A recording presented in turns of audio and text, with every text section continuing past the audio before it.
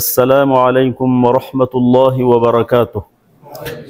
فهم قرآن بشیوه آسان جلسه سوم شما عزیزان را خوش آمدید میگویم.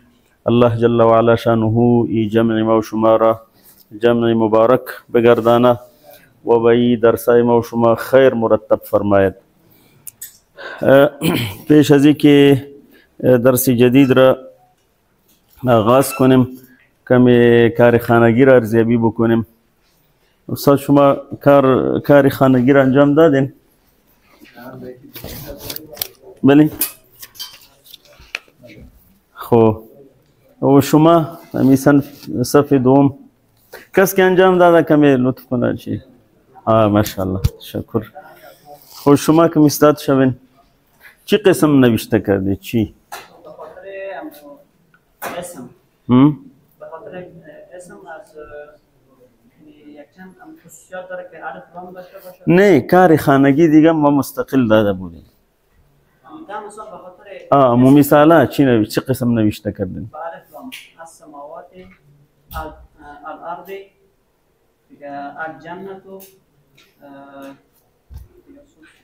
یه خصوصی مثال است. ما چند گفته بودیم؟ لس بیولی. نه دا اولی را جواب بگوی ما خود دا تا گفته بودیم. اول خو ما 100 تا گفته بودیم به خاطر شما تنازل کردیم. سلایدانی قرآن کریم به شما کی سلایدا گفته؟ بر شما گفته بودیم این 5 نشانه اسم است. شما برین ما در قرآن هم شما را مقید نساختیم که در ربع اول یا در یک سپاره در کل قرآن. شما کل قرآن عظیم الشان 3 مثال به الف لام پیدا کردیم. این خو ایمانه ای را داره که کار خانگی. شما چی کردین؟ شما خو میفهمیم که صنف است و ما معلم هستیم، یعنی مو تعامل معلمی را میکنیم به خاطر که صنف است دیگه، یعنی اجتماع عام نیست.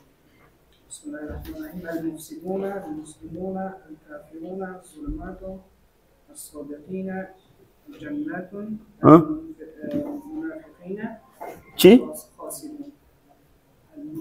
نه اول مدام مثال پورا کنه. نه بر الف لام چند نوشته کردین؟ بس بگوین. المفسدون المسلمون الكافرون الظلمات الصادقین جنات. ای خو 5 شد. با الف لام چند تا نوشته کردین؟ گفته بودی که با الف لام 5 تا نوشته میکنین. داتا باز با تنوین نوشته میکنین. نکردین. نه اصلا عزیزان گرامی قضیه ای است که این درسای ما و شما عملی است. درسای عملی هست. درسای نظری زیاد خوانده شده. ما میخوایم که با قرآن کریم همینطور مستقیم ما و شما چی شویم و آشنا شویم، وصل شویم.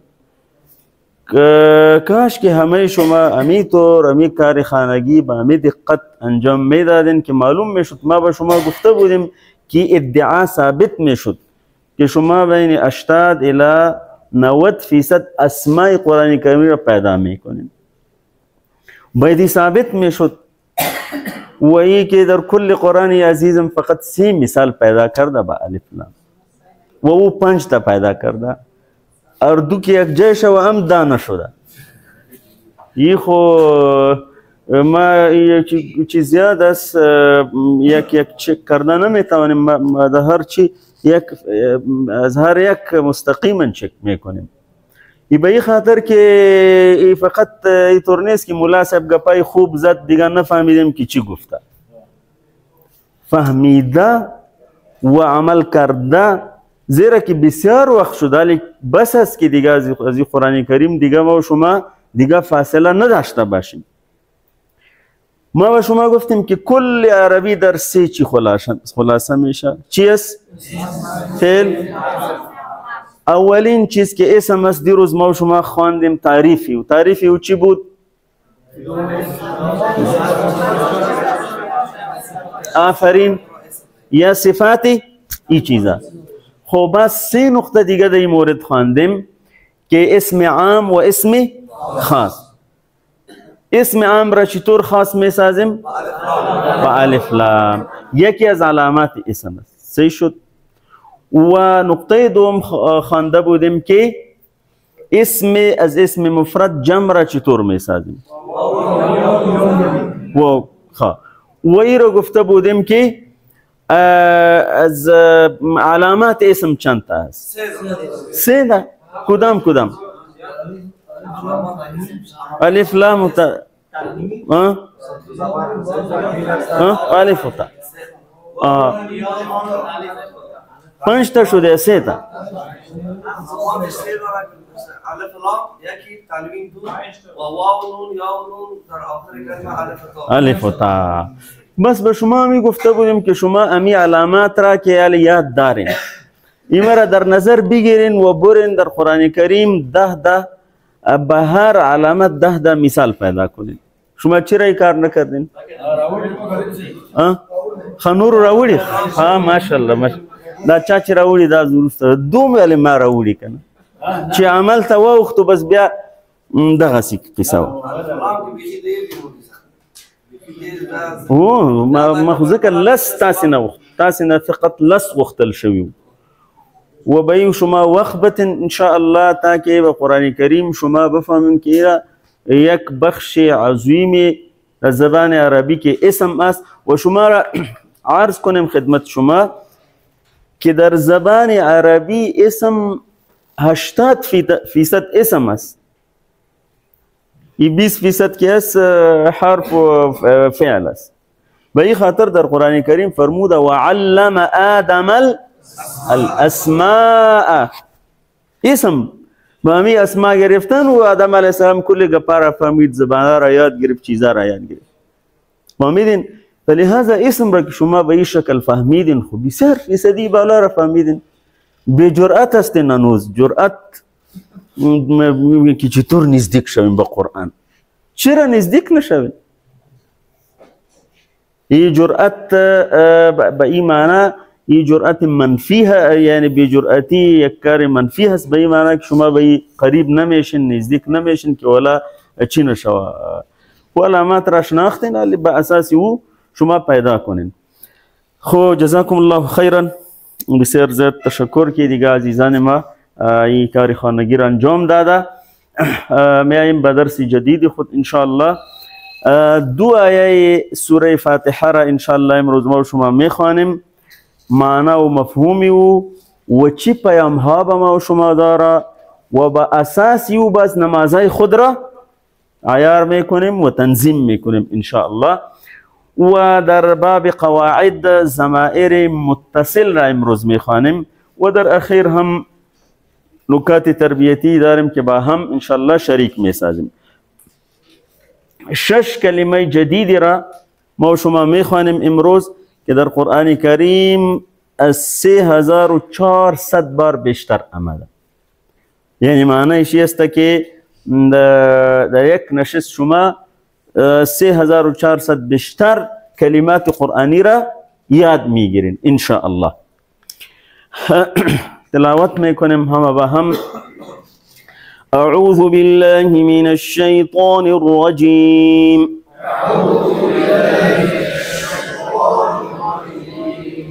بسم الله الرحمن الرحیم. الحمد لله رب العالمين. الرحمن الرحيم. مالك يوم الدين. إياك نعبد وإياك نستعين.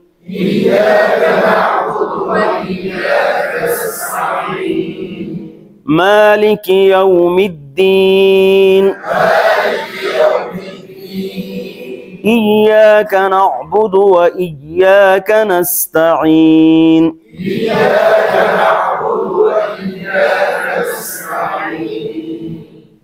ازی گروپ شما بخوایم برادر. بله تامی آیات. بله شما. أعوذ بالله من الشيطان الشيطان الرجيم بسم الله الرحمن الرحيم الحمد لله رب العالمين الرحمن الرحيم مالك يوم الدين إياك نعبد وإياك نستعين شما أعوذ بالله من الشيطان الرجيم بسم الله الرحمن الرحيم الحمد لله رب العالمين الرحمن الرحيم مالك يوم الدين إياك نعبد وإياك نستعين ان شاء الله زي طرف شما بني أعوذ بالله من الشيطان الرجيم بسم الله الرحمن الرحيم الحمد لله رب العالمين الرحمن الرحيم مالك يوم الدين إياك نعبد وإياك نستعين جزاك الله خير نعبدو دال بسر زياد دراز نكونن إياك نعبد وإياك نستعين جزاكم الله خيرا مالك يوم الدين مالك او شما بداریم مالک را مالک میگوییم مالک چی؟ مالک خانه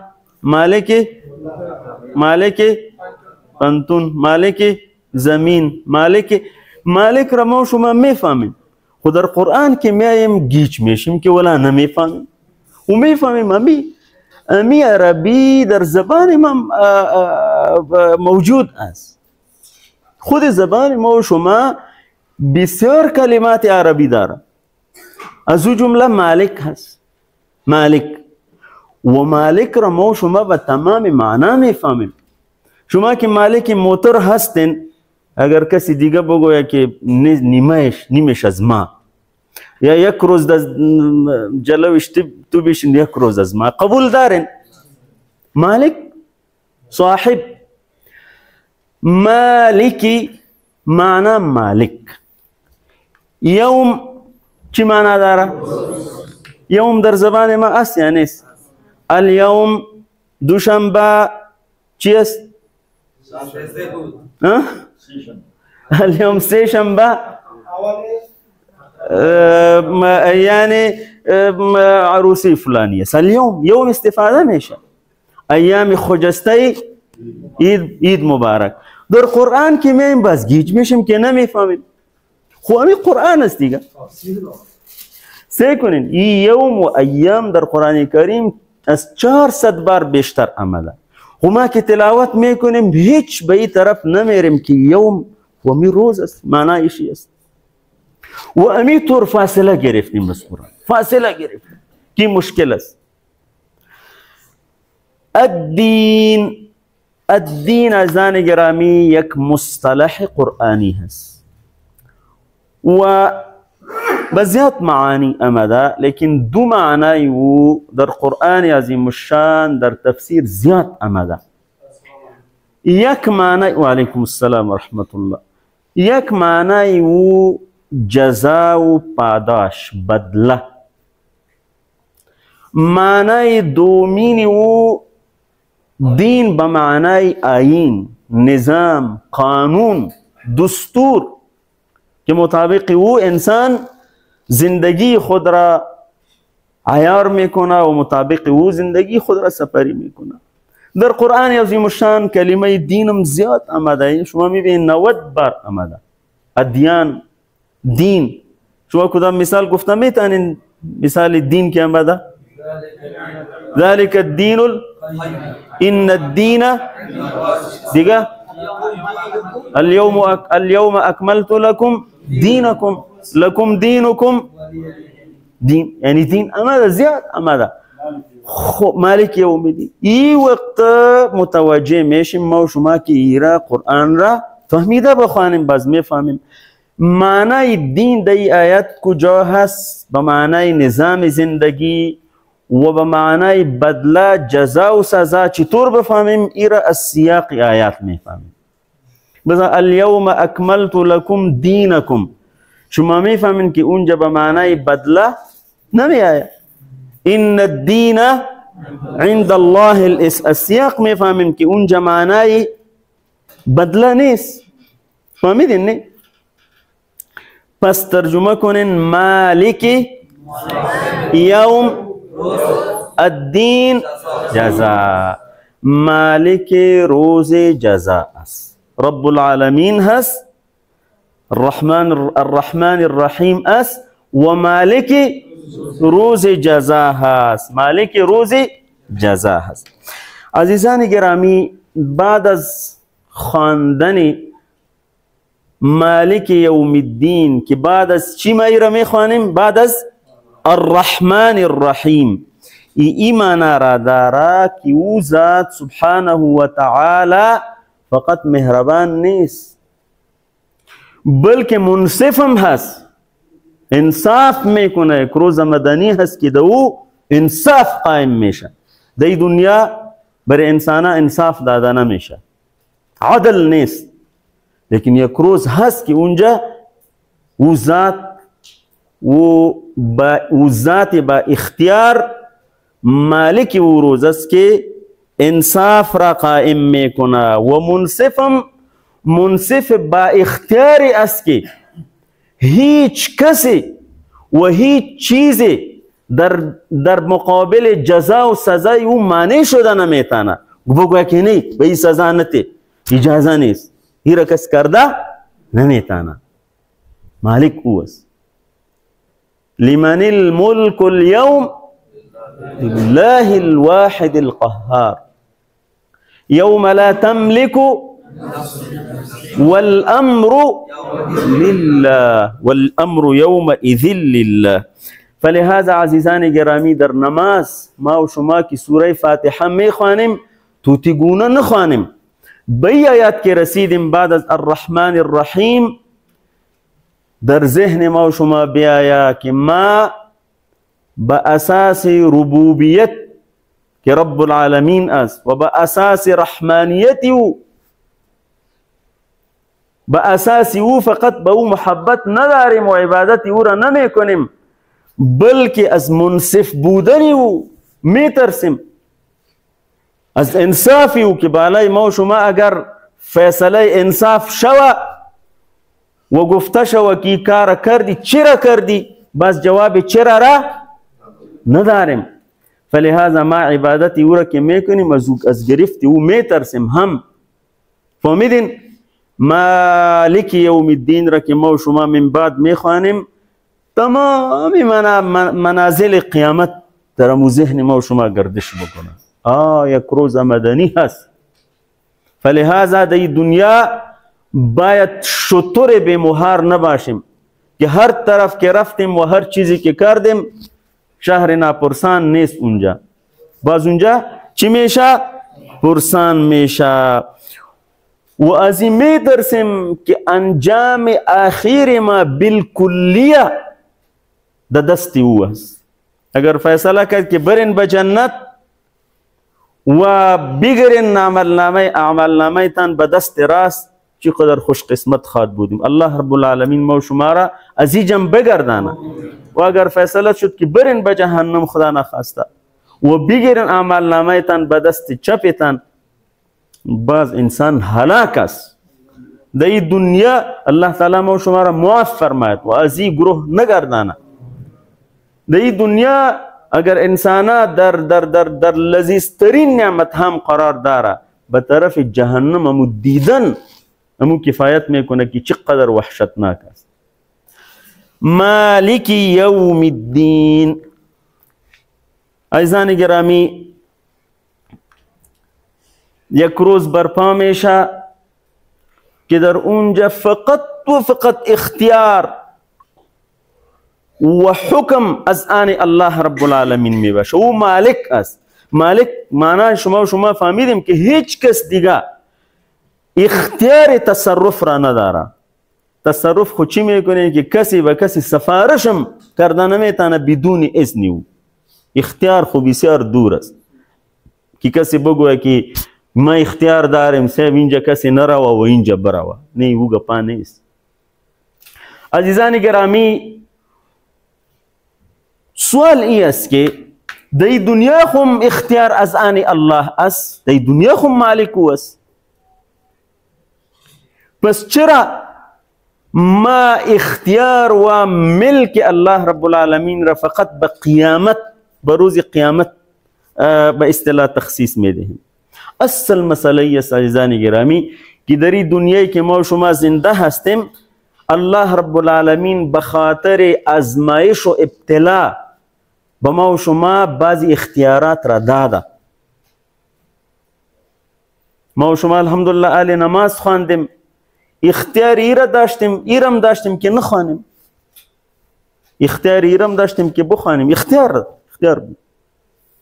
و بعضی مردم بعضی اختیارات دیگر هم داره، بالای بعضی انسان ها اونا را حاکم ساخته، اختیار دارن، اختیارمند هستن، او را بندی کو، او را چپه کو، او را بکش، او را اعدام کو، اختیار داره. در دنیای روان است و اینجای کل اختیارات به خاطر ازمایش و ابتلا هست. به خاطر چی هست؟ چیزی که محکوم است اون در ازمایش قرار داره، کسی که حاکم است اون در ازمایش قرار داره، کسی که مریض است در ازمایش قرار داده، کسی صحتمند است او هم در ازمایش قرار داره، کسی که غریب است در ازمایش قرار داره و کسی اگر فقیر هست او هم در ازمایش قرار داره. و نبلوکم بالشر والخیر فتنه، به هر دو حالت شما را می ازماییم، می فتنه هست، ازمایش هست. خیر اینجا را انسان خیر ابدی تصور نکنه و شر اینجا و سختی اینجا را سختی ابدی تصور نکنه. دیک اثر امده هر شر که آخری او جنت است او شر نیست. انسان اگر زخمی میشه، اگر زحمت میشه، اگر کشته میشه، اگر شهید میشه، لیکن آخرش اگر جنت است این شر نیست. هر او خیری که آخری او جهنم است او خیر نیست. و شما این معیار را داریم. ما و شما به این باور هستیم که در این دنیا ما در رهگذر هستیم، ما مسافر هستیم، منزل آخری ما و شما اینجا نیست، به یک منزل دیگر روان هستیم و در خلال سفر ما کل مواقف را که ما و شما داریم این ازمایش است. این چی هست؟ ازمایش است. این دنیا به خاطر ازمایش پیدا شده. الذي خلق الموت والحياة ليبلوكم، خاطر ابتلاء است. ایکم احسن عملا، ایرم نفرموده که ایکم اکثر عملا، این اعتبار به کثرت نیست، به حسن است، به حسن عمل هست. ایکم احسن عملا.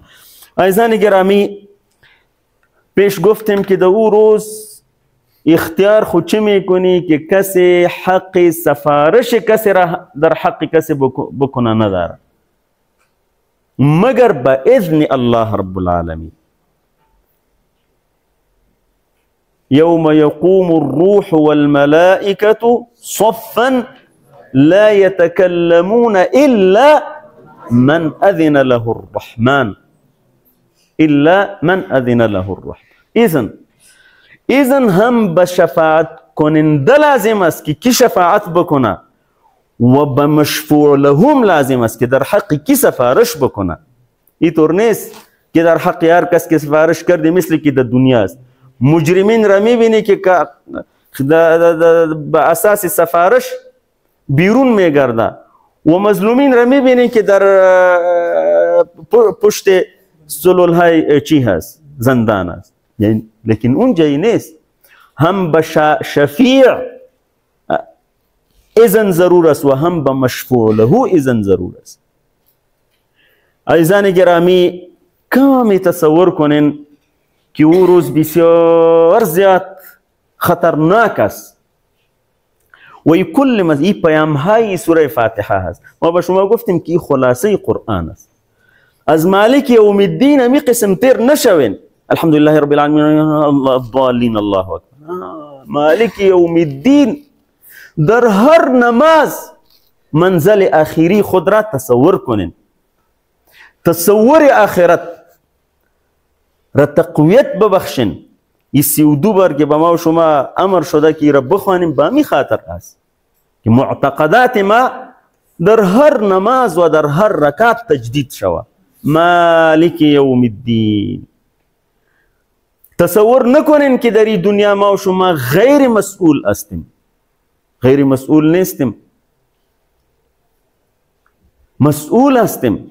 فلنسألن الذين ارسل الیهم ولنسألن المرسلین.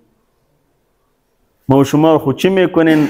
مرسل الیهم هستیم، از مرسلین هم پرسان میشه که شما پیام رسایی رسانده بوده. عزیزان گرامی، از مالک یوم الدین وقتی که آیت را تلاوت میکنیم امو خطرناکترین وضعیت را کمی به یادتان بیارین که از عزیزترین دوستا انسان فرار میکنه. پدر و مادر چقدر شیرین است، برادر چقدر شیرین است، اولادها و خانم چقدر شیرین است بر انسان، لیکن اونجا فرار میکنه. یعنی ترگپایی نیست که و در قرآن ما و شما است. یوم یفر المرء من اخیه و امه و صاحبته و بنیه لكل امرئ منهم یومئذ شأن یغنی. هر کس در شأن خود و در موضوعات خود و در غم خود مستغرق است. کسی به کس فرصت نداره مبادا از ما کدام نیکی را طلب نکنه. عزیزان گرامی، در مالک یوم الدین که در نماز میخوانیم از امروز به بعد باید تصور بیاید در ذهن. بعد از که از نماز فارغ میشیم تا نماز بعدی بجاده مستقیم میمانیم. لیکن اگر را توتی گونه خواندیم هیچ نمیفهمیم که چی خواندیم. فهمیدین؟ بعد از 2-3-4 ساعت بعد یک بار دیگر تذکیر میشه که شطور بیمهار نیستی، مالک یوم الدین. روز بدله آمدنی هست که هر کس که عمل یک ذره برابر را داره خیر بدله او را میبینه و اگر از شر داره سزای او را میبینه. فمن یعمل مثقال ذره خیرا و من یعمل مثقال ذره شرا یره. عزیزان گرامی، با خواندن این آیات ما و شما روز قیامت را پیش نگاه های خود بیاریم. از یک طرف سخت ترس داشته باشیم که اگر الله رب العالمین به ما و شما محاسبه واقعی بکنه، واقعی و هیچ کسم جواب داده نمیتونه. یک عرض است، نه عرض کی کارم کردی، ایرم کردی، ایرم کردی، انسان میگه که الله کردیم صح و شد، دنیا تو را پرده پوشی کرده بودیم، عالم برو بخیر به جنت برو. لیکن گری را گفته که چرا کردی، فقط یک موضوع را بگوی که چرا این نماز را نخواندی، چرا این ظلم را میکردی، چرا این غیبت فلانی را میکردی، چرا حق دیگران را میخوردی. بس جواب چرا کسی داره؟ والله که داشته باش نداره. از یک طرف ترسم باشه لیکن از دیگه طرف امیدواریم باشه، چون که معامله ما و شما با کی هست؟ از این پیش خوانده بودیم الرحمن الرحیم. انشاءالله اگر انسان کوشش داشته باشه که برای خیر روان شوه، انشاءالله امید ای است که الله رب العالمین در روز قیامت هم او را مشمول رحمت خود قرار بده. لیکن یک انسان اگر سرکش هست، باغی هست، ظالم هست و اینجا در دنیا خود را مالک انسانا میداند، به او خیری او نیست دیگه، خیری او نیست. عزیزان گرامی، ما و شما یک عادت را از اینجا از مالک یوم الدین باید این عادت را یاد بگیریم و جز زندگی ما و شما باشه که بعد از او هر کار خیر را که انجام میتیم با اساس فکر آخرت انجام بدیم. ما اگر چیزی میگویم از شما توقع نداریم و شما اگر چیزی میشنویم از ما توقع نداریم، فکر آخرت هست. نماز اگر میخوانیم، روزه میگیریم، صدقات میتیم، یک کار خیر میکنیم، این احسان نیست، قضیه آخرت هست. عزیزان گرامی، امی تفاوت است بین فکر و معتقد اسلامی و بین فکر و معتقد غیر اسلامی. این کافران در بسیاری جایا راست میگوید، دکاندارایشان معامله را که میکنه در معامله فریب نمیکنه، فهمیدی؟ با وعده خود چی هستن؟ استوار هستن، لیکن به این خاطر نیست که به فکر آخرت هستن، میگه که دکانداری ما بچلا، به این خاطر هست، به این خاطر نیکوکار هستن، میگوین و تصورشانی هستن که مردم اگر در مورد ما نظر منفی پیدا کرد باز به ما خرید و فروش نمیکنه، لیکن اگر ما و شما این کار میکنیم به این خاطر نمیکنیم. قضیه آخرت هست. بنیاد اخلاقیات اسلام به امی استوار هست.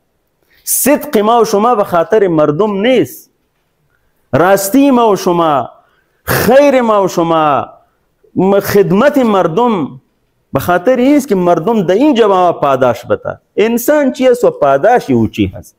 بنده مانده. بنده چی؟ مانده. این بندگان کلان کلان مانده هستند. تصور نکنین، بنده هستند و بنده که هست مانده هست. از اوی تم و توقع نداشته باشین عزیزان. و امی موضوع را انبیاء علیهم السلام فهمانده بودند. ما به شما احسان نمی کنیم، از شما اجر و پاداش نمی خواهیم. لاسألکم علیه اجرا. قضیه مسئولیت هست. پس به خواندن آیات کریمه این موضوع هر روز ترسیخ شود. اگر در خانه ترحم و مهربانی میکنیم به اولاد، اگر اهتمام رزق حلال میکنیم، اگر به کسی کدام خیر میرسانیم، اگر دست کسی را میگیریم، اگر به کسی راهنمایی میکنیم، قضیه ای است که منتظر پاداش چی هستیم؟ آخرت هستیم. فهمیدین؟ لیکن اینجا این دیگه کسی که به اسلام از این نور محروم است، او موضوعات دنیا را پیش میگیره. این انگریزان حتی علمتل شد که به وقت پابند است. چیه؟ مسلمان اگر کمی پابند یک دیگه می انگریز خو نیستی. و برادری خلق اسلامی هست که به وعده و وفا بکنه. لیکن گاهی که اینا پابندی میکنه طبیعی است که به اساس میکنه که اصلا پاداشش اونجا هست. در دنیا به ما و شما کسی پاداش داده نمیتونه و نه کسی ظرفیت را داره. فلهذا این عادت ما به شما گفته بودیم که این دوره فقط چی نیست دوره تفسیری که بس معلومات خود را اضافه کنیم. ما به شما گفته بودیم که ما میخواهیم عزیزان گرامی که به قرآن وصل شویم عملا. مالک یوم الدین را که خواندیم هر صغیره و کبیره خود را در ترازو پرتیم و به اساس فکر اخرت را انجام بدیم. فلهذا دوستی ما به خاطر فکر آخرت است، دشمنی ما امی قسم است، تعاون ما امی قسم هست، این زندگی ما به امی قسم استوار هست.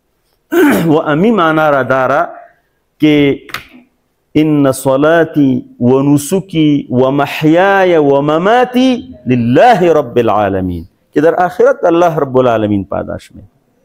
اگر کسی در دنیا به خاطر خوش کردن انسانا بعضی کارا را میکنه، بسیار انسانی ضعیف است. انسان چی است و چی کاره که تو به او خاطر کار میکنی؟ از همینجا موضوعات ریاکاری داخل میشه و موضوعات خودنمایی داخل میشه و چی میشه.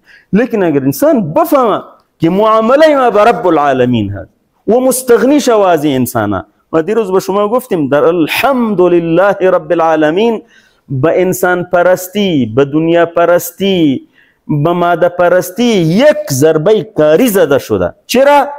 که مستحق حمد کی هست؟ رب العالمین هست. رب العالمین و امی اساسی تربیت هست. عزیزان گرامی امی اساسی تربیت هست. فهمیدین؟ عزیزان گرامی ای آیت کریمه را ترجمه کنین. مالک یوم الدین جزا، روز جزا. مالک روز جزا هست به این معنی که کسی فیصله او را مؤخر کرده نمیتونه، کسی مانع شده نمیتونه در تنفیذ و تطبیق فیصله. و اینجا خو فیصله میشه، نصف مردم قبول داره، نصف دیگه قبول نداره. فهمیدی؟ اونجا او کار نیست. این طور نیست که می دلم یرغب می طور تیر میشی، می گپا نیست. گلگل میریس می طور مام تیر میشی، او گپا نیست. هر فرد تنها می آیا حاضر میشه. ولقد جئتمونا فرادا کما خلقناکم. قسمی که تنها آمدین همین سمی طور تنها می آین. و کلهم آتیه یوم القیامت فردا. همه انسانا به پیشگاه ما فردن فردن می آیا. این طور نه که ما ولا یک تنظیم فلانی داشته مینه قماندان صاحبا پشت ما آمده روان. نه او گپا نیست. گپا نیست. ما صاحب یک سرمایدار کلان بودیم، یک 10,000 مزدور داشتیم اینه پشت ما روان است. او گپا نیست. فردن و کلهم آتیه یوم القیامت.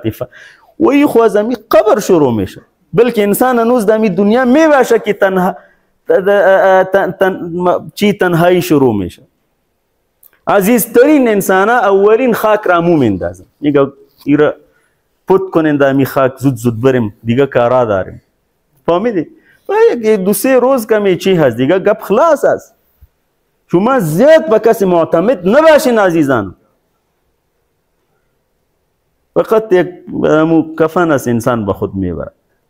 و بعض انسانا بعض دی فکر است که ولا نواسای به نواسای خود خو انتظام کردیم، به نواسای اونام تو رازق استی، تو رب استی، تو چیکارا؟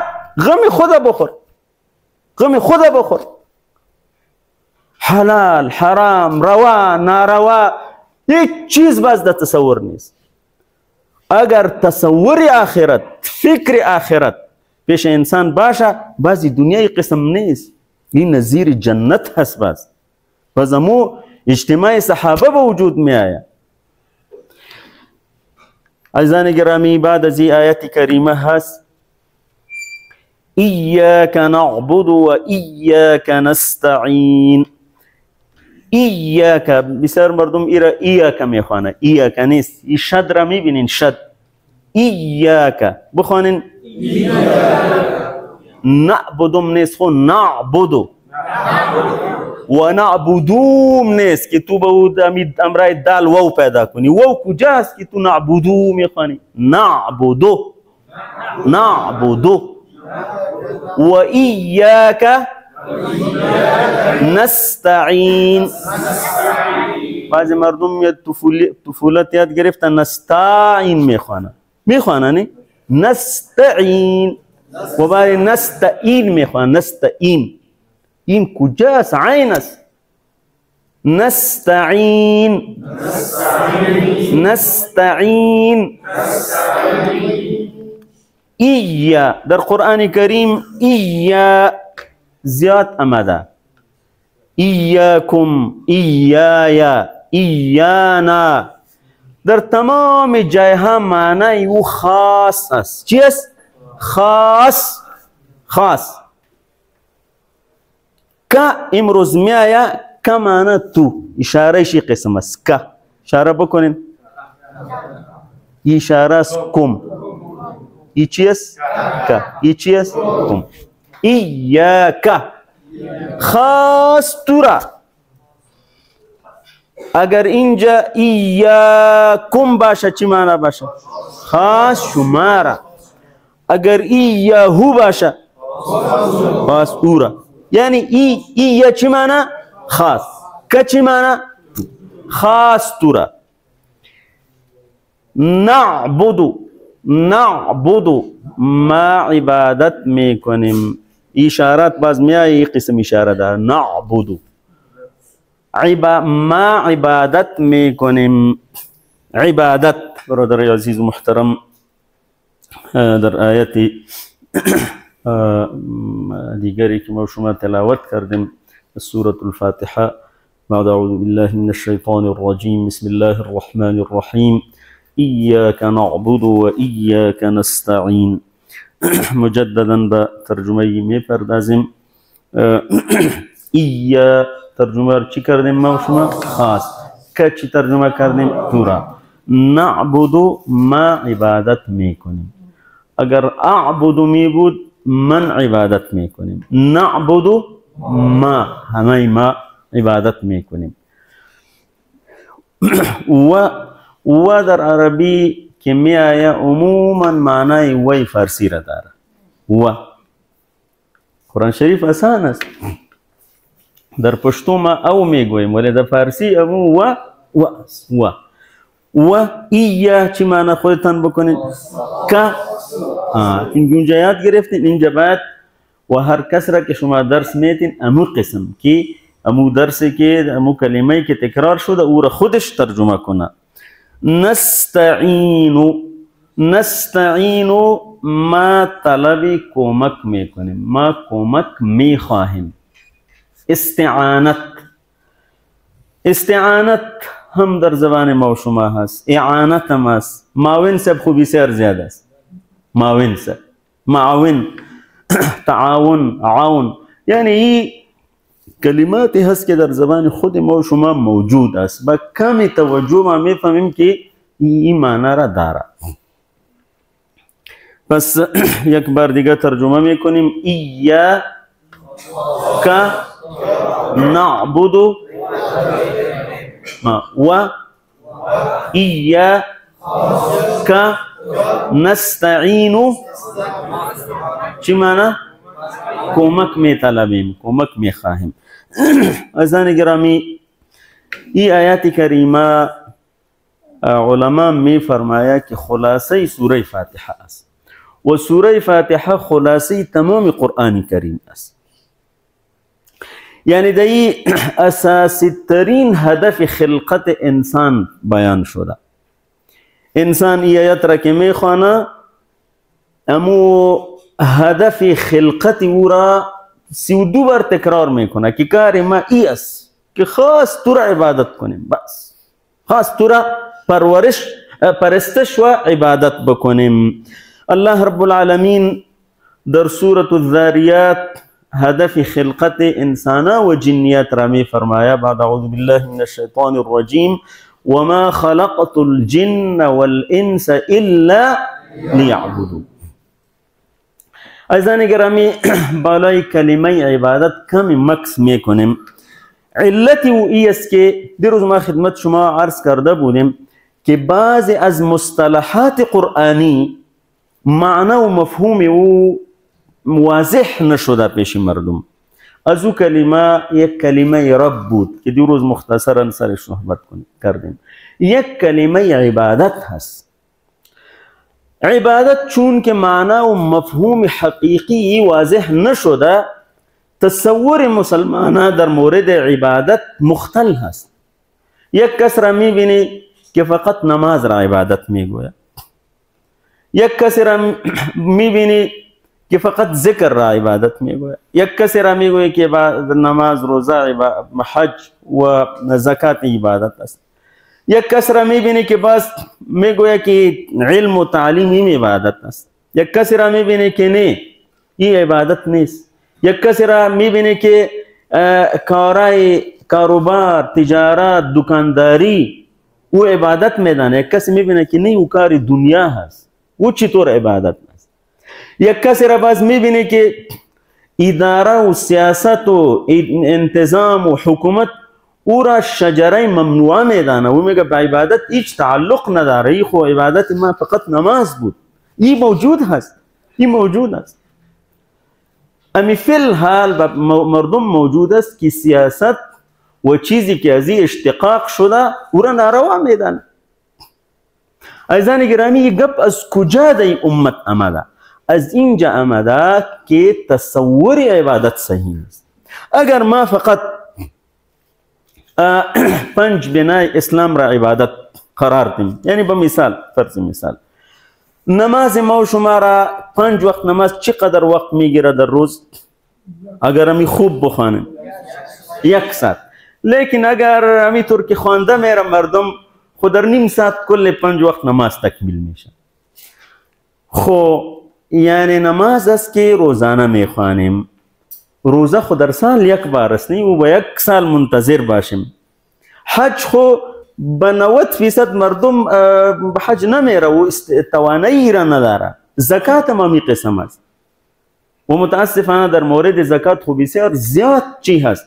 اما بالا کسی که صاحب نصاب است اون دست خود دراز میکنه که 1 چند تنگه به من بده، از فقیر او دست خود بیشتر دراز میکنه. خوب ما به شما علی بگوین او هدفی که در آیه 56 سوره زاریات الله رب العالمین ذکر کرده که ما تو را به خاطر عبادت خلق کردیم. خوب 24 ساعت ما وقت داریم در روز، در 24 ساعت خیلی شما قبول داریم 1 ساعت، وگرنه مردم در نیم ساعت نماز را میخوانند. فهمیدید؟ امی 5 نماز را. خو 1 ساعت اگر از 24 ساعت کم شود چند ساعت میمانه؟ دمی چی میکنین؟ خیلی پیدا شدین برای عبادت، در 24 ساعت 1 ساعت برای عبادت، دی 23 ساعت چی میکنین؟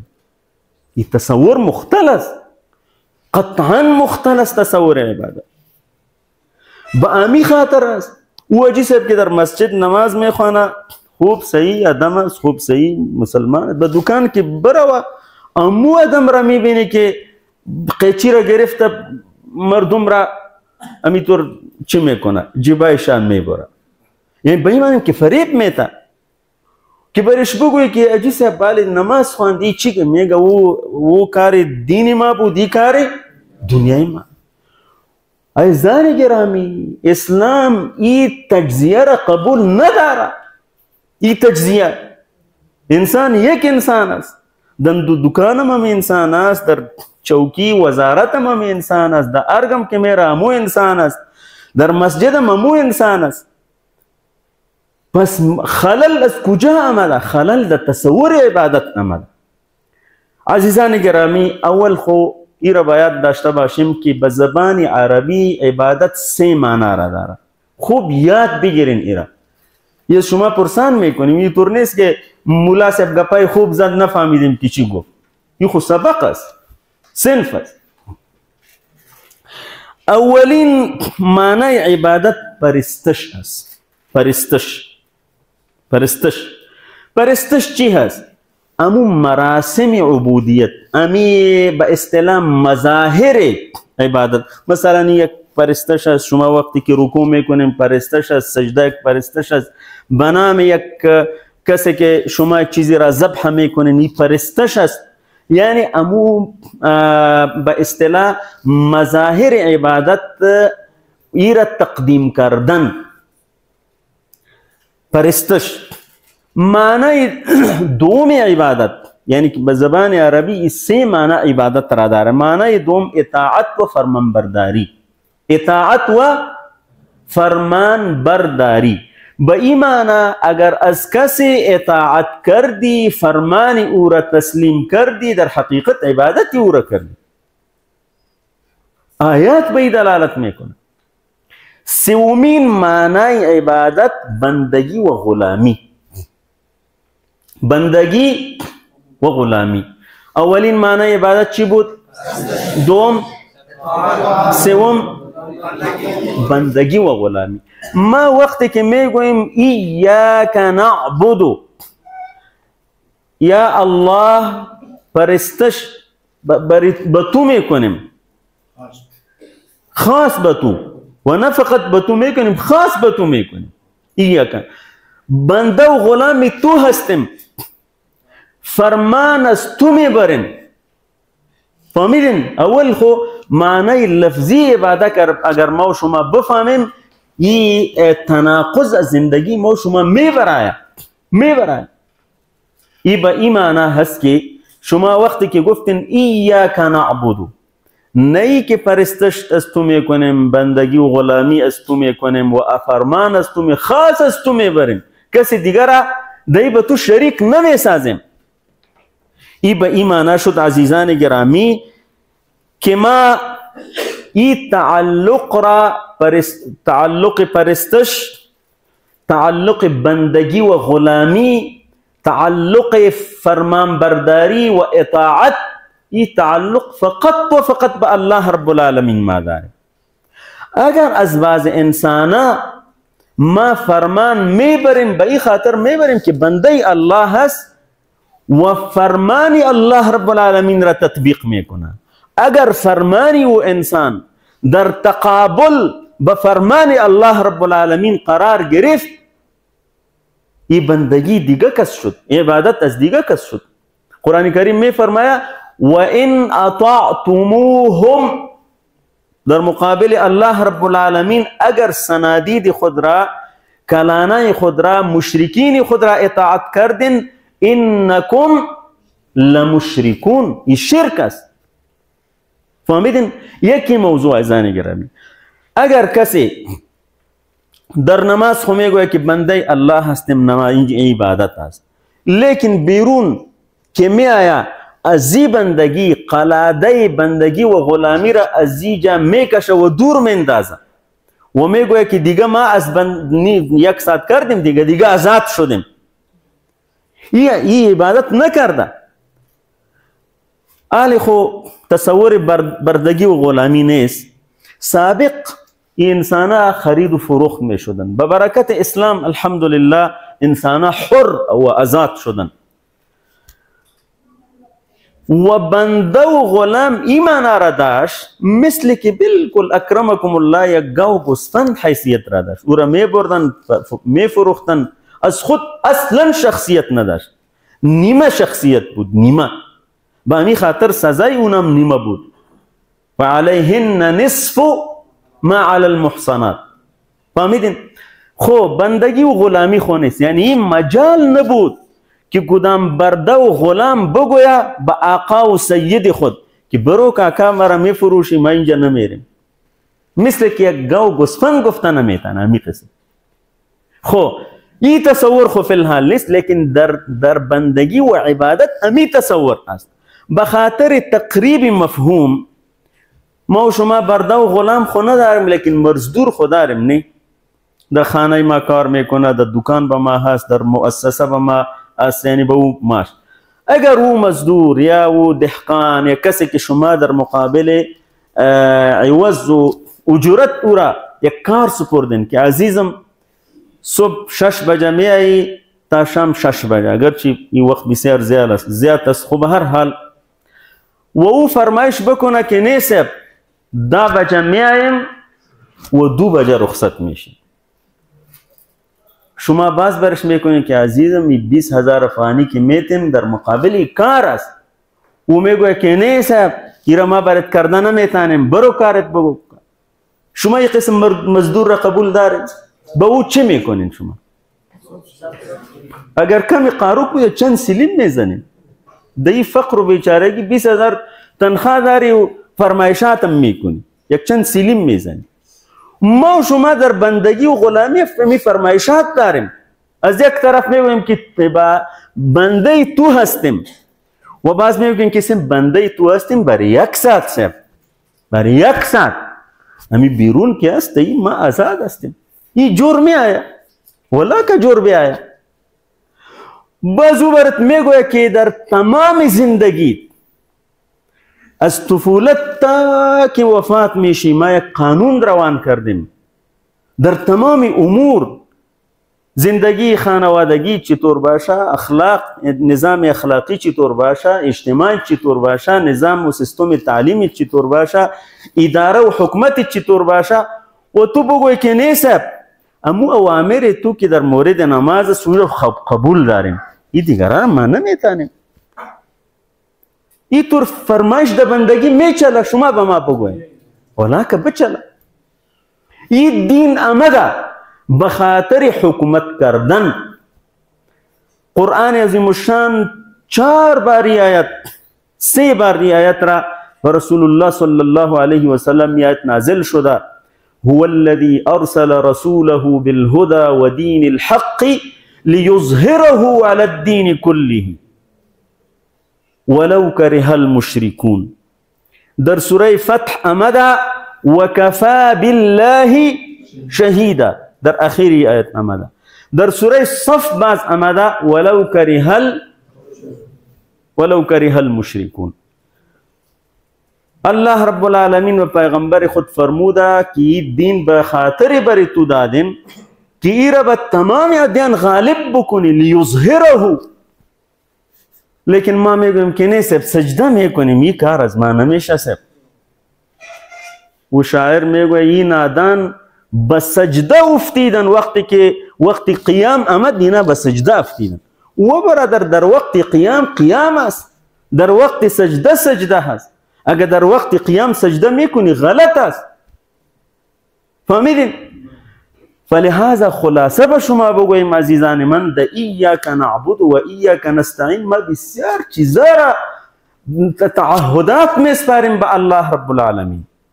تعهد میسپاریم که پرستش، بندگی و غلامی و فرمانبرداری تعلق ما فقط به تو است. ایاکی که گفتی، اگر این طور می گفتی که نعبدک تو را پرستش میکنیم دیگه، یکی گفتی خاص تو را پرستش میکنیم، عبادت از تو میکنیم. و باز ده این شراکت قبول نیست که بگوی که ولا رکوع سجده خبری تو میکنیم، لیکن این دیگه کارا که هست نظام سرمایدارانه غربی را نافذ میکنیم، یک مدل فرانسوی را اینجا میاریم تطبیق میکنیم. برای سیستم اجتماعی خود اخلاقیات را از دیگه جای قرض میکنیم. عزیزان گرامی، این اسلام مثل که جائز نیست که ای را تجزیه کنیم که ای را قبول میکنیم و ای را قبول نمیکنیم. امی قسم این جائز نیست که ای پیوندکاری بکنیم که از دیگه جای چیزا را بیاریم و پیوند بتیم. نه تجزیه را قبول داره و نه پیوندکاری را قبول داره. فلهذا خلاصه شد عزیزان من که تمام حرکات و سکنات در زندگی انسان و عبادت است. کل زندگی انسان عبادت است، به 2 شرط که به خاطر رضای الله رب العالمین باشه، به اخلاص نیت و مطابق شریعت غرای محمدی صلی الله علیه و سلم باشه. این عبادت امی که 6 تن در عبادت هستیم. ای که ما میگویم در عبادت هستیم، اگر این 2 شرط بود، ای که نان میخوریم عبادت است، ای که بخیر خواب میشیم یه عبادت است. رسول الله صلی الله علیه و سلم خب به این حد هم فرموده که شما اگر به خاطر اشباع غریزه تان به فامیلی تان یک جای میشین، هم عبادت است. کسی فرمود یا رسول الله ایأتی احدنا شهوته، یکی ما به خاطر پورا کردن شهوت خود می آیا. رسول الله صلی الله علیه و فرمود اگر این در حرام چی میکرد گناه بود یا نه، اگر در حلال چی کرد خوی صدقه هست و صدقه عبادت است. یک موضوع عزیزان گرامی. موضوع دیگه ای است که به اساس عدم فهم عبادت در زندگی ما شما تعارض هست. برای شما یک جوان، یک بچه تان است 8 ساله 9 ساله، شما در خانه می آین و بسیار با گرمجوشی سلام میکنه و دستان بوسه میتا. شما برشان میگوین که بچیم برین یک گلاس آب بیارین، برو به او چرا نمیگویی؟ مرا دیدی؟ خوی معنی را داره که دعوی محبت را که میکنه دروغ میگوید.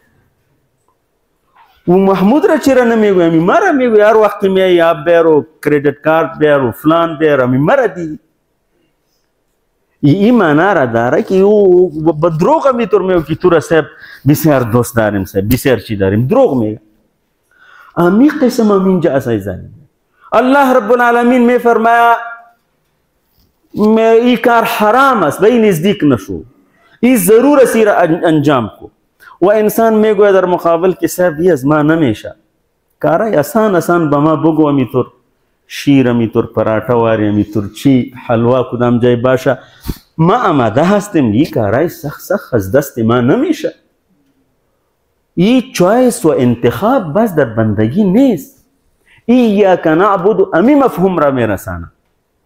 بعض عزیزان گرامی اخیرین نقطه ای است که اسلام بخاطر آمده که امور دنیا و آخرت ما و شما را تنظیم کنه.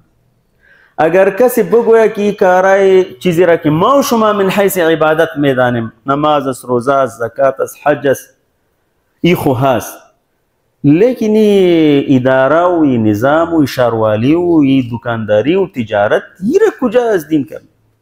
این چه قسم فهم است که او دینی که شما را وضو یاد میتا، او دین به شما یعنی سیستم و اداره یاد نمیتا. و این سیرت رسول الله صلی الله علیه و سلم که پیش روی شما هست و خودشان به نفس نفیس 10 سال همواره رئیس جمهور میگوین، پریزیدنت میگوین، امیر میگوین، در 10 سال همواره و اداره به دستش نبود در مدینه منوره. بس عزیزترین صحابه 4 یارشان یکی بعد دیگری امی اداره را به دست خود نگرفتن. این دین را او نمیفهمیدن یا ما و تو میفهمین امروز. خب باید کمی خوبایی چی شویم؟ این کلش عبادت است عزیزان گرامی. به این خاطر ما عرض میکنیم که ما و شما باید در اموری که ما عموما او را امور زندگی میدانیم، عفوا دنیاوی میدانیم، خامخا نیت را دو مستحضر کنیم. بعضی نان خوردن ما و شما عبادت است، شنیدن ما و شما عبادت است، زیارت اقارب عبادت است، تعلیم و تعلم عبادت است، کل چیزا عبادت. به این خاطر بود که بعضی از صحابه کرام نیت ها را می کردن. یعنی چی معنی است اگر ما و شما نیت بکنیم که الله تعالی به هر یک شما اگر 1 میلیارد دلار داد، اگر زیاد نی خو نصفش خود الله در راه الله انفاق میکنیم، به نیت خو چیزی مصرف نمیشه. چرا دلگیر هستین و چرا یعنی از کم ظرفی کار میگیرین؟ امی نیت است عزیزان گرامی که انسان را بزرگ میسازه. عاداتی و به عبادات مبدل میشه. عاداتی و امی نیت و اراده هست که عبادات اصلی و اساسی به گناه تبدیل میشه. رسول الله صلی الله علیه و سلم فرموده بود که اول ما تسعر به النار 3 نفر هستند که آتش بر اونا افروخته بشه. یک کمی تعلیم و تعلم که دی مشغول بوده، لیکن نیتش خراب بوده، به خاطر ریاکاری کار میکرده، به خاطر نیت یہ عبادت. وہ مجاهد که به خاطر ای که مردم به او بهادر بگویا و بسیار چی بگویا، به این خاطر به جهنم میره. او سخی که هیچ راه را نگذاشته مگر ده او انفاق کرده، به خاطر ندرست بودن نیت چی میشه؟ لیکن در یک کار عادی که ممکن از دست شما پورم نشوه، او به عبادت مبدل میشه. عزیزان گرامی، پس عبادت را ما و شما وقتی که آیات را میخوانیم، ایاک نعبد، کل زندگی ما دی داخل هست. خاص به تو عبادت میکنیم و عبادت پرستش، اطاعت و فرمانبرداری و بندگی و غلامی. به این معنی که اگر دی کسی را شریک ساختیم خلاص کار خراب است. نه سر پیش بغیر از تو پیش دیگر خم میشه و نه در مقابل تو فرمان کسی را میبریم و قبول میکنیم و نه از قلاده بندگی و غلامی تا که زنده هستیم از گردن خود دور نمیکنیم. امی عبادت است. خلاص این را که انسان بفهمه این مفهوم را میفهمه. و عزیزان گرامی موضوع ای است که و ایاک نستعین، رابطه ما به تو فقط رابطه محض عبادت نیست، رابطه استعانت هم است. ما ایمان داریم که تو رب هستی، ما ایمان داریم که تمام وسایل و امکانات به دست تو هست، ما ایمان داریم که قوت تو را کسی شکست داده نمیتانه، ما به ایمان داریم که تمام ضروریات ما را تو پورا کرده میتانی. به در کسی نمیریم، به در کسی دیگه نمیریم. و ایاک نستعین، طلب کمک و همکاری در عبادت و در زندگی از تو می جویم و فقط از تو می جویم. اگر بعض انسانا به ما کمک میکنه اونا را تو مسخر کردی، به ما تو مسخر کردی. فهمیدین؟ و ایاک نستعین. عزیزان گرامی، د ایاک نعبد ما یک تعهد سپردیم که خاص به تو عبادت میکنیم.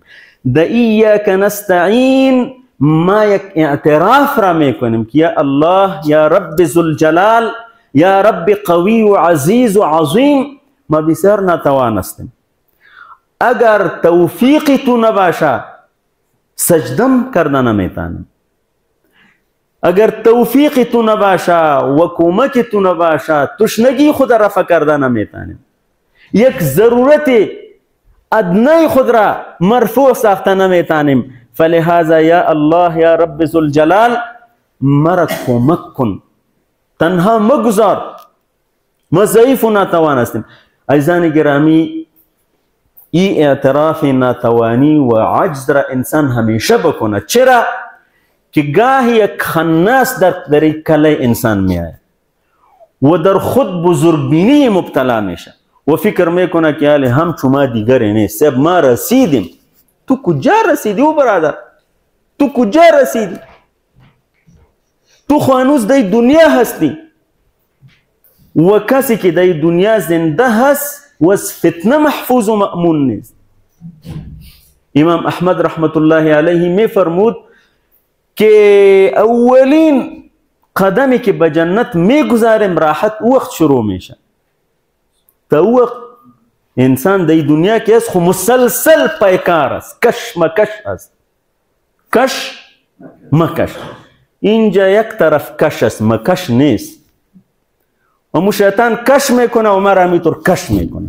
مکش و برادر، مکش، کش مکش، کش مکش امی معنی را داره، مقابله. لیکن اینجا گاهی هم یک طرف کش است دیگه، هر طرف که میبره مردم میره. کشمکش و مبارزه خواهی میره میگوه. این نفس تو که اینجا هستی با می ضرورت داره که به او چی شوه.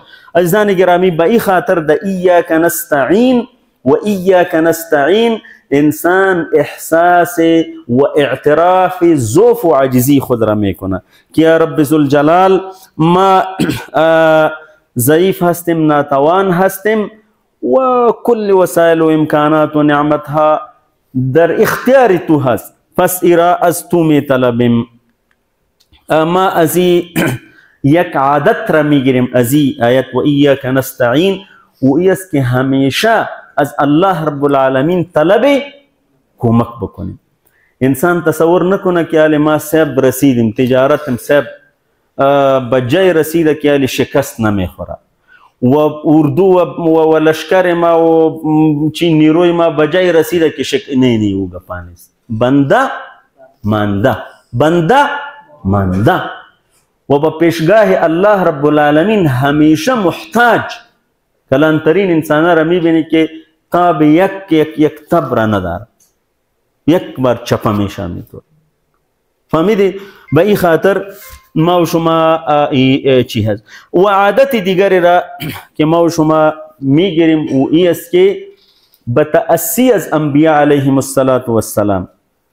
انبیاء علیهم السلام طریقش امی بود که از الله رب العالمین کمک میخواست. با امی خاطر معیت الله رب العالمین به اونا حاصل بود. رسول الله صلی الله علیه و سلم که از مکه مکرمه اخراج شد و باز در غار ثور بود و اونجا مشرکین اعلان جایزه کردن 100 شتر. 100 شتر یعنی چند لنگ تروزر؟ 100 لنگ تروزر. فهمیدی؟ و طبیعی است هیچی نبود و به او دهانه غار ثور رسیدن اونجا. ابوبکر صدیق رضی الله عنه گفت یا رسول الله که کمی غریب پای خود دیدن ما خود گرفتار شدیم. رسول الله صلی الله علیه و سلم فرمود یا ابا بکر ما ظنك باثنين الله ثالثهما لا تحزن ان الله معنا فأنزل الله سكينته عليه وأيده بجنود لم تروها.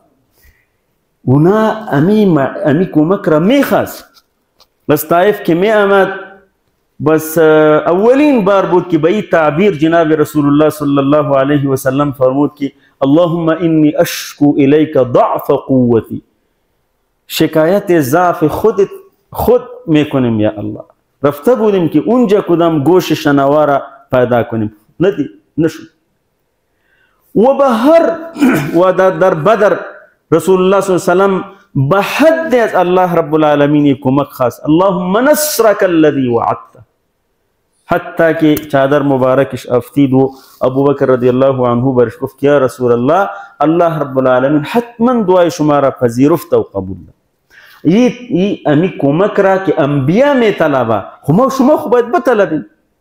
این طور نگویم که ولا ما رسیده هستیم، سر رسیده هستیم، کارای ما جور است. امی جور کارا خراب میشه، کارای جور خراب میشه اگر معیت الله رب العالمین و نصرت یاری الله رب العالمین به ما و شما نباشه. ترجمه کنین ایاک نعبد و ایاک نستعین. این معانی باید در نمازی که میخوانیم اونجا. ما به شما گفته بودیم هدفی یکی از اهداف کورس معیاری شدن نماز است. فهمیدین؟ عزیزان گرامی یک مشوره هست و ای است که ما و شما وقتی که سوره فاتحه را میخوانیم این حدیثی که ابو هریره رضی الله عنه روایت فرموده که رسول الله صلی الله علیه و سلم روایت میفرماید از الله رب العالمین که ما این نماز یعنی سوره فاتحه را بین خود و بین بنده خود تقسیم کردیم. این خیلی مستحضر ما و شما باشه. میفرماید وقتی که بنده میخوانه الحمد لله رب العالمین، منتظر باشیم که الله رب العالمین جواب میگه. الله رب العالمین در جواب میفرماید حمدنی عبدی. چقدر جای بزرگ است که الله رب العالمین تو را به خود نسبت داد. حمدنی عبدی، بندی ما حمد و ستایش ما را کرد. و باز که میگوید الرحمن الرحیم، الله رب العالمین میفرماید اثنا علی عبدی، بندی ما ثنای ما را کرد. رحمانیت و رحیمیت بیان کرد. و وقتی که بنده میگوید مالک یوم الدین، الله رب العالمین میفرماید مجدنی عبدی، یہ بندی ما بزرگی ما را بیان کرد. یعنی به این تعبیر مالک یوم الدین، یکی تمام ملوک، تمام امپراتورات، تمام شاهنشاهات صفر، فقط مالک یک الله. مجدنی عبدی. و بعض وقتی که بنده میگوید ایاک نعبد و ایاک نستعین، الله رب العالمین در جواب میفرماید و به هر نماز گزار جواب میده.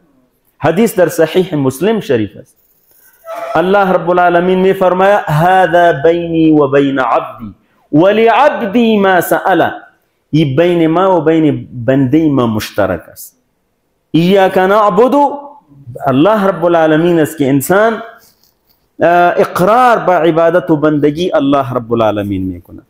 و ایاک نستعینی بر بنده است که طلب میکنه، کمک را استعانت میکنه. و وقتی که بنده میگوید اهدنا الصراط المستقیم صراط الذين انعمت عليهم غير المغضوب عليهم ولا الضالين، الله رب العالمین میفرماید هذا لعبدی ولعبدی ما سأل.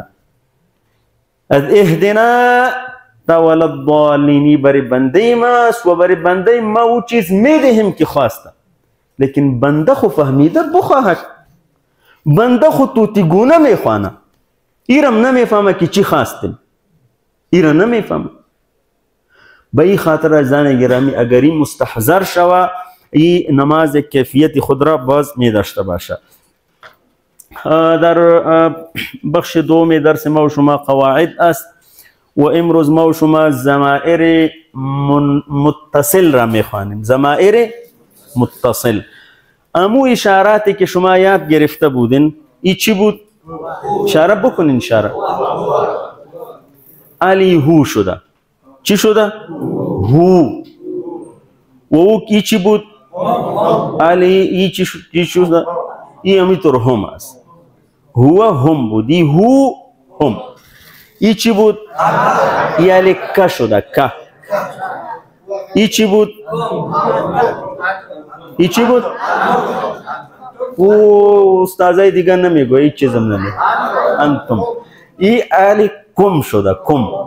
امیدی ای چی بود؟ ای شده ای.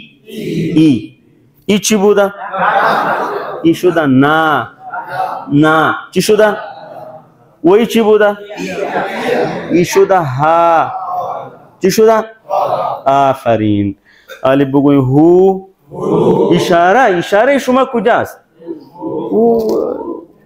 اندیوال شما هو هم که کم ای نا ها هو هم که کم ای نا ها. عزیزان گرامی این ضمائر که شما یاد گرفتین تقریبا در هر سطر قرآن کریم هست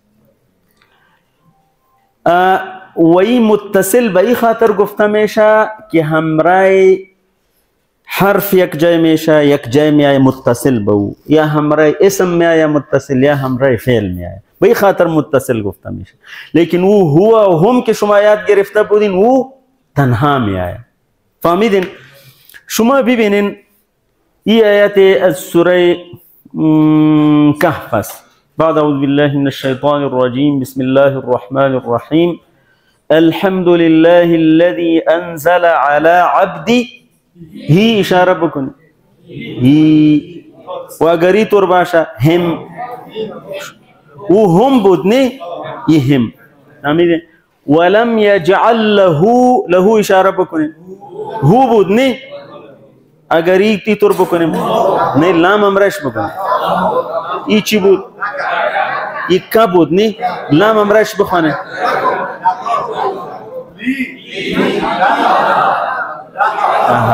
آمیرین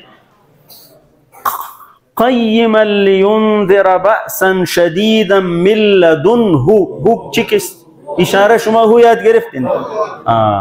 و ای چی است؟ هم من لدنه ويبشر المؤمنين الذين يعملون الصالحات أن لهم إشارة كن أجري ترباشا لك أجري ترباشا نايات گرفته بودین آمیدی.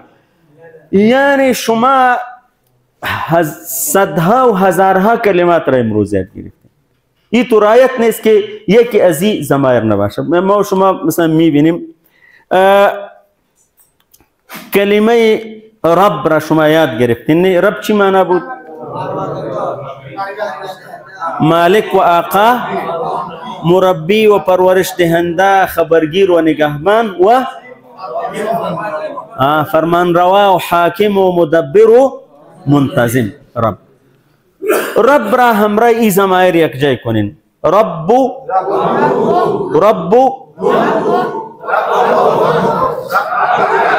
کبود نی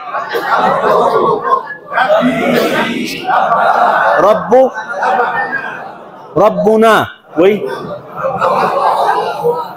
مولوی صاحب ته کله دسی که دا شابازګړی خو نه کنه کله دسی خو ای چی باشه رب وی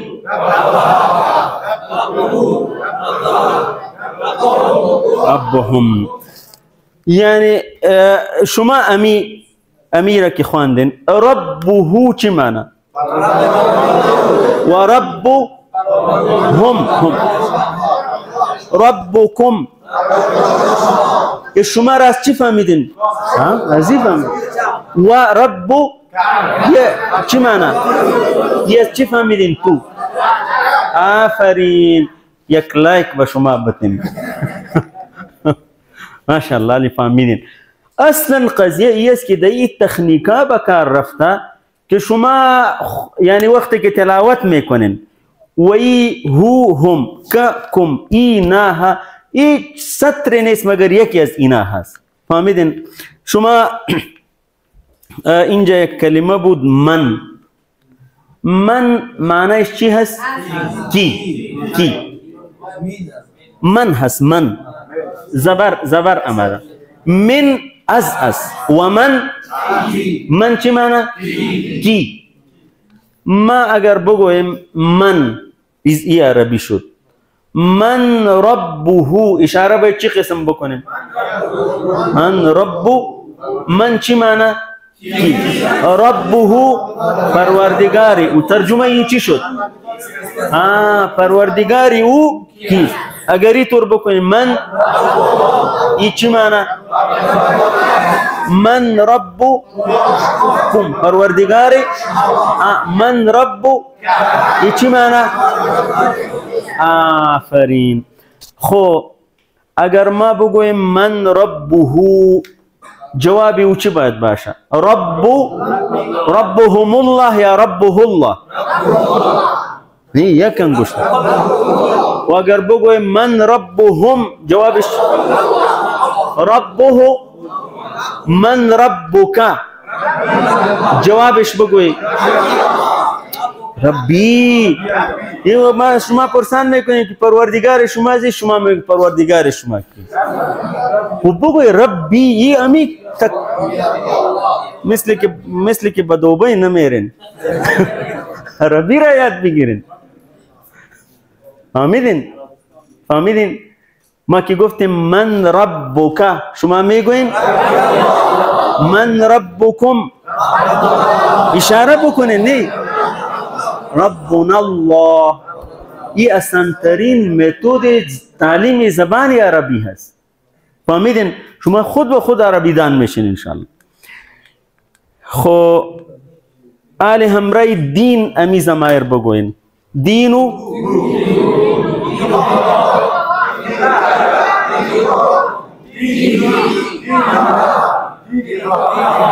آفرین. من معنیش چی بود؟ خب یک کلمه دیگه است ما معنی او چی هست؟ ما چی؟ خب اگر ما بگویم ما دینه الاسلام ما دینهم ما دینک بعضی طور بکنه ما دینک ما دینکم. اشاره کجاست؟ اشاره ما دینکم ما دینها. دس سپینګری یو داسې که یو تاسو نه دغه تکړه دي دا سپینګری. سبحان تاسو دی اول صحیح. خب از این گروپ یک کسی برخیزه وی شما و ازی هم نه شما چند برخیستی و اندیوارتن بله شما مو صاحب نظاره بله شما سوالات بگوی ما دینه به اشاره و او جوابات بگوی به اشاره. ما دینها لا حول از هو شروع کنید. ما دی به اشاره ما دینه دینه خو اشاره شما کجاست؟ دین و اسلام. ما دینها ایها است خو هم بگو ما دینهم اسلام. دینهم الاسلام. خو صحیح. ما دینک دینو که ای طور می آیا ای طور می خو بو خو طرف ببینی خو روبرو ما دینو کمی نه خو مخاطب تو روبرو شو نو ديني اسلام ما دينكم ديننا اسلام ما دينه وطنداری ها است دینو ما دینو ها و بس یک انگوش اینقدر مصرف میکن ديننا اسلام آفرین یعنی این تمرینات ضرور است مثل که با کویت نمیرین ها جزاکم الله خیرا استاد تاسو ته حدیث ښکاري خطا ودا لګول ولا بسم الله الرحمن الرحيم عن ابي هريره عن النبي صلى الله عليه وسلم قال يجب القران يوم القيامه يجيء القرآن يوم القيامه يقول يا ربي حله فلبسوا كرامتي يا ربي زده فلبسوا فيلبس فيلبس ملة الكرامة ثم يقول يا ربي أرضى فيرضي عنه ويقال له أقرى وأنقى وتزاد بكل آية حسنة خو امروز در نکات تربیتی ما اعزاز و اکرام اهل قرآن است. عزیزان گرامی یک تصور ناقص ای شده که اینجا اهل قرآن فقط به اونا گفته میشه که کسی حافظ مکمل قرآن است. اینطور نیست. هر کس که به قرآن یک رابطه داره و از اهل قرآن است. انشاءالله این صنف از اهل قرآن است انشاءالله. اعزاز و اکرامی که جناب رسول الله صلی الله علیه و سلم ذکر کرده به اونا در این حدیث پیش از اینکه او را بخوانم شما با اساس علامات اسمی که دیروز خواندم اسم را به ما بکشین النبی مسنی النبی آفرین آفرین آفرین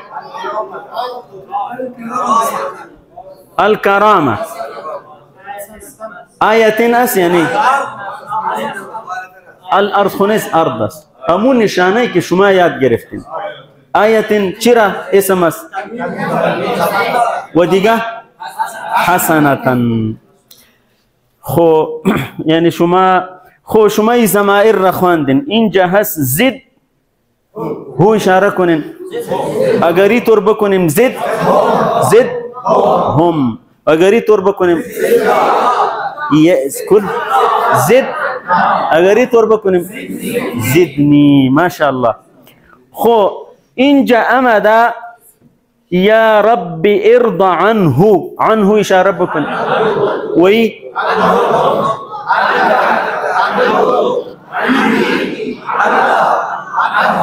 آفرین ای باید همی قسم پرکتس شوا تا که ضمایر که شما یاد گرفتین او چی شوا؟ تمرین شوا آفرین ای درسای عملی هست فهمیدین؟ خو حدیث شریف است ابو هریره رضی الله عنه روایت میکنه که جناب رسول الله صلی الله علیه و سلم ارشاد فرموده در روز قیامت قرآن کریم حاضر میشه و عرض میکنه می فرمای قرآن کریم به الله رب العالمین یا رب حله ایرا ای صاحب قرآن را مزین بساز حله حله لباس را میگویا و زینت را میگویا حلی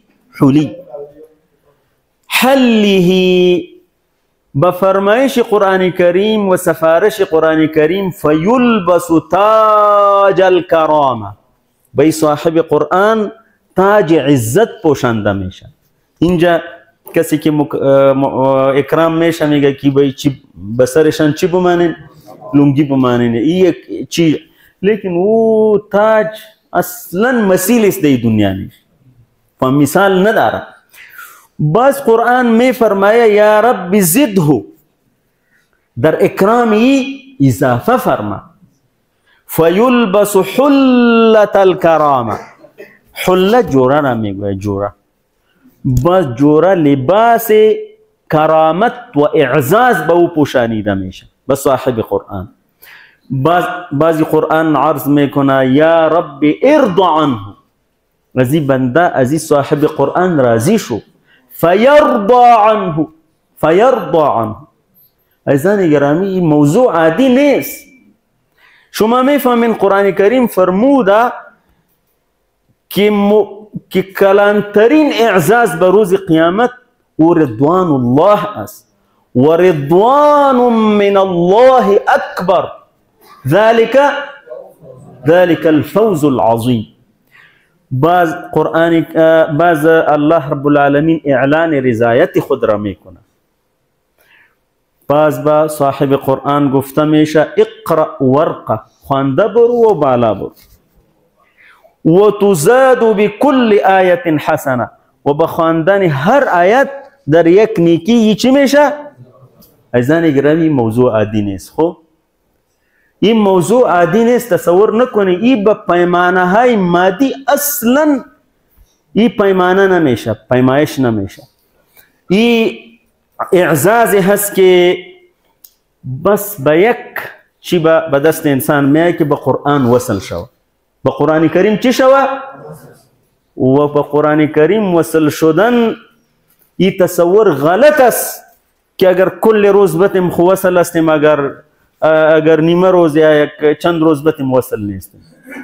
اصلا این موضوع مطرح ضرورت است که مطرح شود. در تقسیم اوقات ما چیزی که جای نداره متاسفانه و تعلیم و تعلم قرآن کریم است. ایرت چی میگویم؟ سال آینده بخیر میبینیم، دوره آینده بخیر میبینیم. علی چرا که نقگه پس چرا حاضر نمیشه؟